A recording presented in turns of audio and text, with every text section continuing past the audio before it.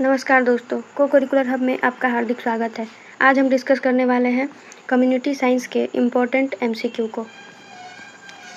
आज का पहला क्वेश्चन है, कम्युनिटी साइंस का मुख्य उद्देश्य क्या है? ए. केवल भोजन बनाना, बी. परिवार एवं समुदाय के जीवन स्तर में सुधार करना, सी. केवल कृषि करना, डी. केवल कपड़े बनाना। केवल भोजन बनाना ये कम्युनिटी साइंस का उद्देश्य नहीं है। केवल कृषि करना भी गलत हो जाएगा और केवल कपड़े बनाना भी नहीं होगा। कम्युनिटी साइंस का मुख्य उद्देश्य है परिवार एवं समुदाय के स्वास्थ्य, पोषण, संसाधन प्रबंधन और जीवन गुणवत्ता में सुधार करना। तो इसका राइट आंसर हो जाएगा ऑप्शन बी। कम्युनिटी साइंस का संबंध मुख्य रूप से किससे है? ए. परिवार, स्वास्थ्य, पोषण एवं समुदाय विकास, बी. केवल खेती, सी. केवल उद्योग, डी. केवल व्यापार। कम्युनिटी साइंस परिवार कल्याण, पोषण, स्वास्थ्य, संसाधन प्रबंधन और सामुदायिक विकास का समन्वित अध्ययन है। तो इसका राइट आंसर हो जाएगा ऑप्शन ए। कम्युनिटी साइंस का पूर्व नाम क्या था? A. Home science, B. Food science, C. Environmental science, D. Nutrition science. Community science को पहले होम साइंस कहा जाता था। इसका दायरा बढ़ने पे इसको कम्युनिटी साइंस का नाम दिया गया। तो इसका राइट आंसर हो जाएगा ए. Home science. संतुलित आहार क्या है? ए. केवल कार्बोहाइड्रेट युक्त भोजन, बी. केवल प्रोटीन युक्त भोजन, सी. सभी आवश्यक पोषक तत्वों वाला भोजन, डी. केवल फल। केवल कार्बोहाइड्रेट युक्त भोजन कभी भी संतुलित आहार नहीं होता है, तो ये ऑप्शन नहीं हो जाएगा। केवल प्रोटीन भी हो जिस भोजन में तो वो भी संतुलित आहार नहीं होता, ये भी गलत हो जाएगा। और केवल फल भी संतुलित आहार नहीं कहा जाता। संतुलित आहार में सभी पोषक तत्व होने चाहिए आवश्यक मात्रा में। तो इसका राइट आंसर हो जाएगा ऑप्शन सी। संतुलित आहार में कार्बोहाइड्रेट, प्रोटीन, वसा, विटामिन, खनिज लवण तथा जल उचित मात्रा में होते हैं। शरीर को सबसे अधिक ऊर्जा कौन सा पोषक तत्व देता है? A. Vitamin, B. Carbohydrate, C. खनिज, डी. जल। शरीर को सबसे अधिक ऊर्जा कार्बोहाइड्रेट से मिलती है। कार्बोहाइड्रेट ऊर्जा का मुख्य स्रोत है। इसका राइट आंसर हो जाएगा ऑप्शन बी। 1 ग्राम कार्बोहाइड्रेट में लगभग 4 किलो कैलोरी ऊर्जा मिलती है। निम्न में से कौन सा वसा में घुलनशील विटामिन है? A. Vitamin B, B. Vitamin C, C. Vitamin A, D. Vitamin B12। वसा में घुलनशील विटामिन 4 होते हैं, ए, डी, ई और के। बी और सी जल में घुलनशील विटामिन है। तो इसका राइट आंसर हो जाएगा ऑप्शन सी, विटामिन ए। शरीर में कैल्शियम का मुख्य कार्य क्या है? ए. रक्त का रंग बनाना, बी. हड्डियों एवं दांतों को मजबूत बनाना, सी. पाचन करना, डी. ऊर्जा देना। कैल्शियम का मुख्य कार्य होता है हड्डियों एवं दांतों को मजबूत बनाना। तो इसका राइट आंसर हो जाएगा ऑप्शन बी। कम्युनिटी साइंस का अध्ययन मुख्य रूप से किससे संबंधित है? ए. परिवार, स्वास्थ्य, पोषण, संसाधन प्रबंधन और सामुदायिक विकास, बी. केवल उद्योग, सी. केवल व्यापार, डी. केवल कृषि। कम्युनिटी साइंस का अध्ययन मुख्य रूप से परिवार, स्वास्थ्य, पोषण, संसाधन प्रबंधन और सामुदायिक विकास पर केंद्रित होता है। तो इसका राइट आंसर हो जाएगा ऑप्शन ए। निम्न में से कौन सा पोषण कार्यक्रम बच्चों के स्वास्थ्य सुधार से संबंधित है? ए. आंगनबाड़ी, बी. सड़क परिवहन योजना, सी. Awas Yojana, D. Smart city योजना। स्मार्ट सिटी योजना का पोषण कार्यक्रम से कोई संबंध नहीं है, तो ये भी नहीं होगा। आवास योजना में लोगों को आवास के लिए, घर के लिए मिलता है पैसा, ये भी नहीं होगा। सड़क परिवहन योजना भी गलत हो जाएगा। इसका राइट आंसर हो जाएगा ऑप्शन ए, आंगनबाड़ी। प्राथमिक उपचार का पहला सिद्धांत क्या है? ए. घबराना, बी. घायल व्यक्ति को तुरंत सुरक्षित स्थान पर ले जाकर सहायता देना, सी. भीड़ इकट्ठा करना, डी. इलाज में देर करना। प्राथमिक उपचार का पहला सिद्धांत होता है घायल व्यक्ति को तुरंत सुरक्षित स्थान पर ले जाना और सहायता देना। प्राथमिक उपचार डॉक्टर के पास जाने से पहले दिया जाने वाला उपचार है। तो इसका राइट आंसर हो जाएगा ऑप्शन बी। और निम्न में से कौन सा भोजन ऊर्जा का सबसे सघन स्रोत है? ए. वसा, B. Carbohydrate, C. Protein, D. Vitamin. Carbohydrate है, उससे ऊर्जा मिलती है, लेकिन ये सबसे सघन पूछा है, तो सबसे सघन हो जाएगा वसा। वसा 1 ग्राम हो तो लगभग 9 किलो कैलोरी ऊर्जा देता है, और कार्बोहाइड्रेट जो है उससे 1 ग्राम में 4 किलो कैलोरी ऊर्जा मिलती है। तो राइट आंसर हो जाएगा ऑप्शन ए, वसा। विटामिन B1 की कमी से कौन सा रोग होता है? ए स्क्रबी, बी रिकेट्स, सी बेरी, डी गेंगा। विटामिन B1 का रासायनिक नाम थायमीन होता है। ये भी पूछता है विटामिन B1 का रासायनिक नाम, तो थायमीन।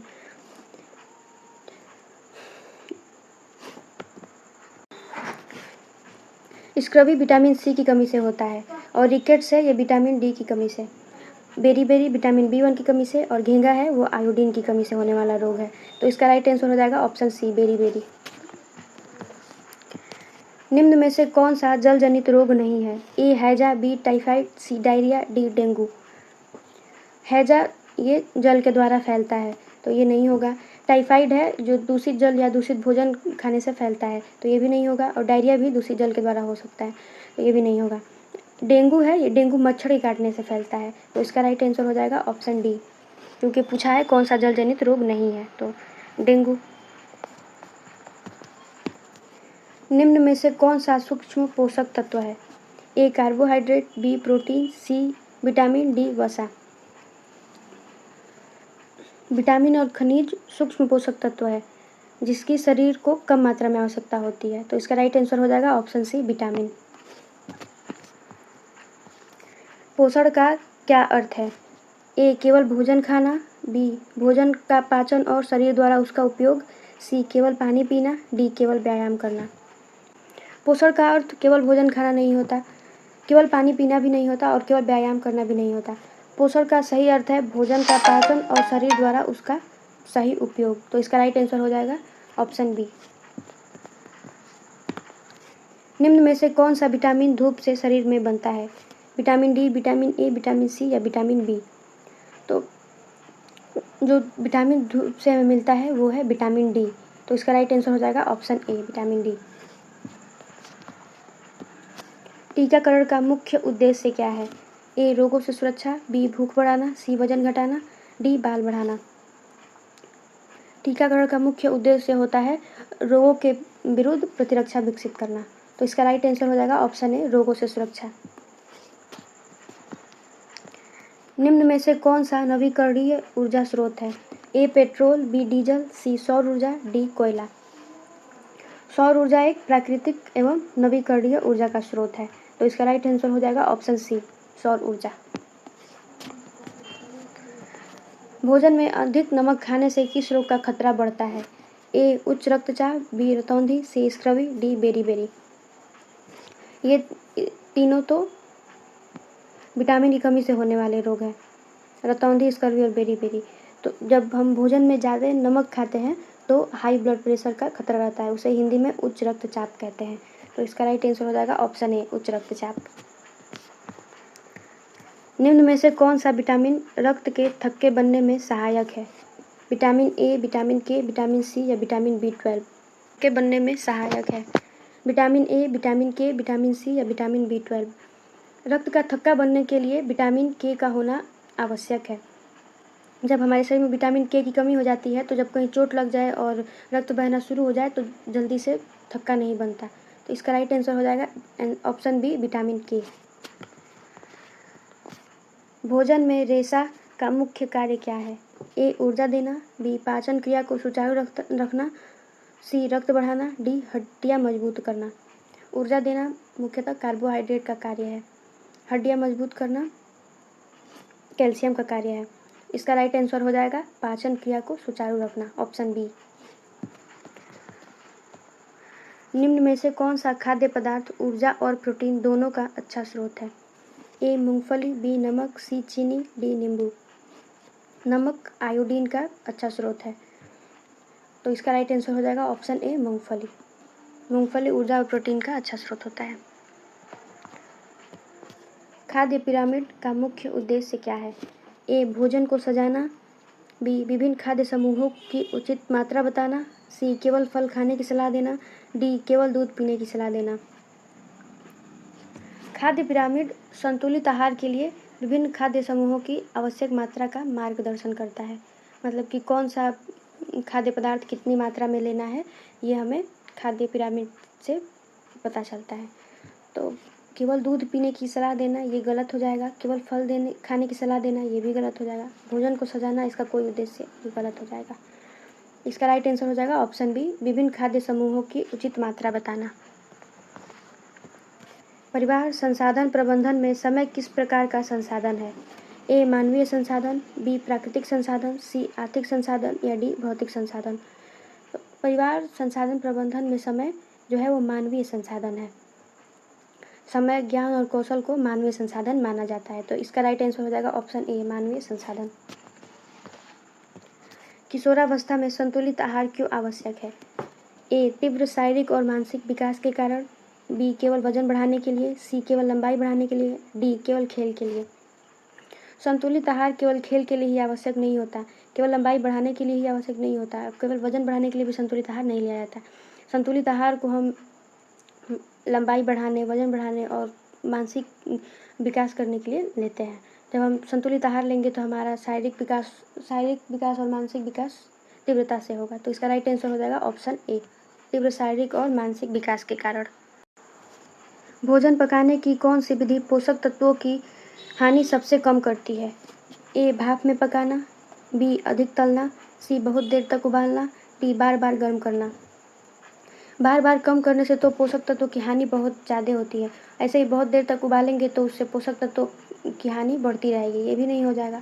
अधिक तलने से भी जो पोषक तत्व है भोजन में वो कम होता रहेगा, तो ये भी गलत हो जाएगा।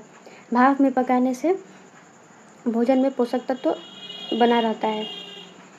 तो इसका राइट आंसर हो जाएगा ऑप्शन ए, भाप में पकाना। स्वच्छ पेयजल प्राप्त करने का सबसे सरल घरेलू उपाय क्या है? ए पानी उबालना, बी पानी में चीनी मिलाना, सी पानी खुला रखना या डी पानी को रंगीन बोतल में रखना। तो इसका घरेलू उपाय है पानी को उबालना। हम जब पानी को उबाल देंगे तो उसमें जो हानिकारक सूक्ष्म जीव होते हैं वो नष्ट हो जाएंगे। तो इसका राइट आंसर हो जाएगा ऑप्शन ए, पानी उबालना। परिवार संसाधन प्रबंधन का पहला चरण क्या है? ए योजना बनाना, बी मूल्यांकन, सी नियंत्रण या डी परिणाम घोषित करना। किसी भी कार्य के सफल प्रबंधन के लिए सबसे पहले योजना बनाई जाती है। तो इसका राइट आंसर हो जाएगा ऑप्शन ए, योजना बनाना। निम्न में से कौन सा रोग कुपोषण से संबंधित है? ए क्वाशियोरकर, बी डेंगू, सी मलेरिया या डी चिकन पॉक्स। डेंगू और मलेरिया मच्छर के काटने से फैलता है और चिकन पॉक्स है ये एक संक्रामक रोग है जो हवा के द्वारा फैलता है या एक व्यक्ति से दूसरे व्यक्ति के संपर्क में आने से फैलता है। तो ये तीनों रोग जो है ये कुपोषण के कारण नहीं होता। जो क्वाशियोरकर है ये प्रोटीन की कमी से होता है। जब हमारे भोजन में प्रोटीन युक्त मतलब प्रोटीन नहीं होगा हमारे भोजन में तो प्रोटीन की कमी से क्वाशियोरकर हो जाता है। तो ये कुपोषण संबंधी रोग है। तो इसका राइट आंसर हो जाएगा ऑप्शन ए। कम्युनिटी साइंस का अंतिम लक्ष्य क्या है? ए परिवार और समाज के जीवन स्तर में सुधार करना, बी केवल भोजन बनाना, सी केवल आय बढ़ाना, डी केवल शिक्षा देना। केवल शिक्षा देना, केवल आय बढ़ाना, केवल भोजन बनाना, ये कम्युनिटी साइंस का लक्ष्य नहीं है। कम्युनिटी साइंस का लक्ष्य है परिवार और समाज के जीवन स्तर में सुधार करना। तो इसका राइट आंसर हो जाएगा ऑप्शन ए। आज के लिए इतना ही। आई होप आज का वीडियो आपको पसंद आया होगा। ऐसे और वीडियोस के लिए सब्सक्राइब करें। Thank you.